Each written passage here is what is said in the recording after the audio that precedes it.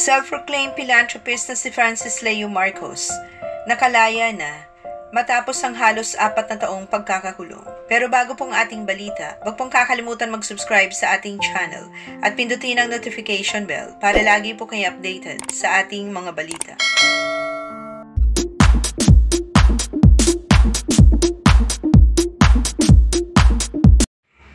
Nito lamang nakarang araw, ibinahagi ng self-proclaimed philanthropist at naging internet sensation noong pandemic na si Francis Leo Marcos na sa wakas ay pinahintulutan siyang mabawi ang kanyang kalayaan matapos ang halos 4 na taong pagkakabilanggo.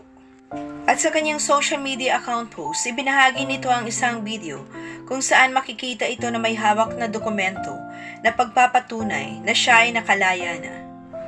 Caption nito sa kanyang post, ang agila na inirehas, ikinadena at isinelda, sa wakas nakalaya na. At sa isa pa nitong post, nagpasalamat si Marcos sa mga taong sumuporta sa kanya at nag-alay pa ng emosyonal na talumpati sa kanyang mga followers. Ayon sa kanya, napatawad na niya ang mga taong nagpakulong sa kanya. Saad nito, wala na pong pait sa puso ko. Nilinis ng Diyos ang puso ko, masyadong malinis. Ang sabi nila, hindi ka ba gaganti? Ang sabi ko, hindi na. Matapos nga itong makalaya, nagsimula makipag-ugnayan muli si Francis Leo Marcos sa kanyang mga tagahanga sa pamamagitan ng Facebook Live at sinabi pa niyang bibigyan niya muli ang kanyang mga followers ng mga sako ng bigas. Matatandaan, naging tanyag si Francis Leo Marcos sa social media noong panahon ng pandemya at nakilala siya bilang isang philanthropist at ipinakita ang kanyang sarili bilang isang napakayamang individual na piniling tumulong sa mga nangangailangan. Inilunsad nito ang Mayaman Challenge noon para himukin ang iba pang mayayamang tulad niya na tumulong sa ibang tao.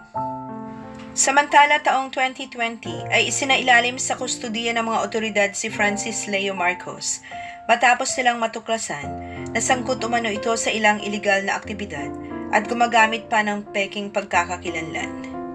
Iginiit pa ng mga otoridad na hindi kanya ang mga properties na ipinakita ni Francis sa kanyang social media accounts.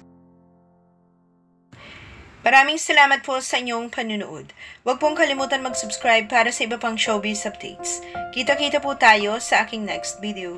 Thank you.